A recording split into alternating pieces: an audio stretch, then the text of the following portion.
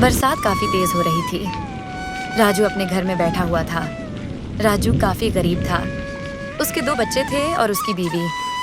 अब वह काफी परेशान था कि आखिर वैसी बारिश में क्या करें। उसके घर 1 भी रुपया नहीं था। राजू ट्रक में से बोरिंग होने का काम क्या करता था, लेकिन ऐसी बरसात में यह काम भी बंद हो चुका था। ए जी, आप कुछ करते क्यों नहीं? इस तरह से तो बच्चे भूख के मारे रोते रहेंगे। आप कहीं जाकर कुछ देखते कि नहीं? अरे भगवान, मैं ऐसी बारिश में क्या करूं? तुम ही बताओ। इतनी तेज बारिश और ऊपर से हमारे पास 1 भी रुपया नहीं है। मैं खुद टेंशन में हूँ, बहुत ज़्यादा परेशान हूँ, लेकिन मैं कुछ करता हूँ। मैं ऐसी बारिश में ही कहीं जाता हूँ और अपने बच्चों के लिए कहीं से थोड़ा बहुत धन का इंतज़ाम करता हूँ ताकि मैं इन्हें खाना खिला सकूँ।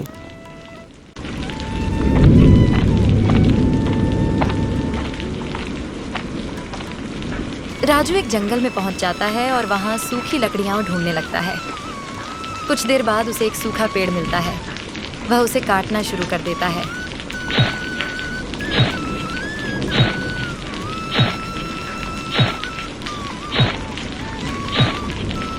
इस जंगल में पास में एक डायन का घर था और उसे घर में माँ बेटी डायन रहती थी।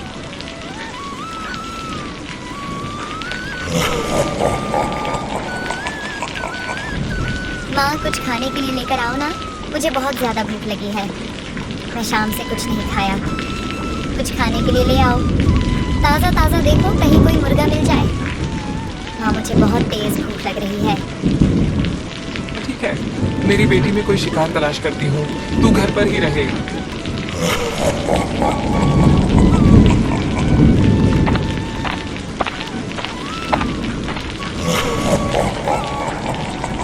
चुड़ैल राजू के पास आ जाती है और उससे कहती है, अरे, मुझे उम्मीद नहीं थी कि मेरे घर के पास इतना बढ़िया शिकार मिलेगा और तुम मिल गए।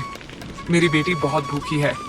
तुम जैसे जवान आदमी को देखकर उसके मुंह में पानी आ जाएगा। वह तुम्हें बड़े चाव से खाएगी। इतना सुनकर राजू तो बेहोश हो जाता है।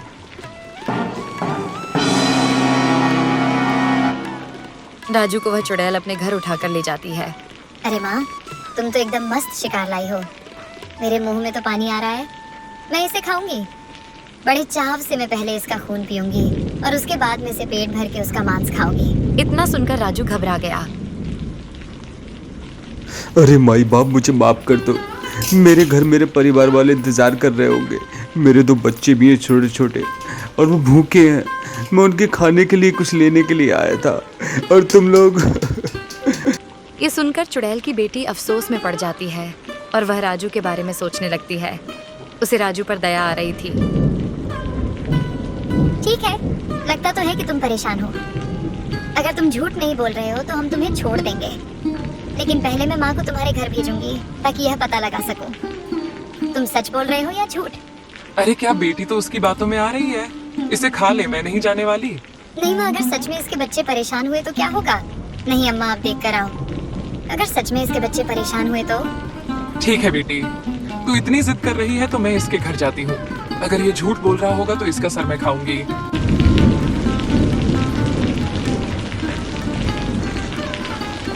चुड़ैल राजू के घर पहुंच जाती है और वहां जाकर एक बूढ़ी औरत का रूप बना लेती है।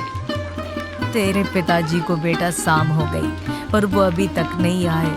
पता नहीं बेचारे कहाँ फंसे हुए हैं और हम यहाँ अकेले, बच्चे भूखे लेटे हुए हैं। हे भगवान, मैं क्या करूं? चुड़ैल ये सब देख लेती है और उसे अंदाजा लग जाता है कि वह काफी परेशान है। इसके बाद चुड़ैल राजू की पत्नी को एक मछली ले जाकर देती है और वह उससे कहती है कि मछली उसके पति ने दी है। बेटी, ये सच बोल रहा है। हाँ माँ, मैं भी तो आपसे यही कहा था। अगर हम इसे ऐसे ही खा लेते तो हमें कितना पश्चाताप होता।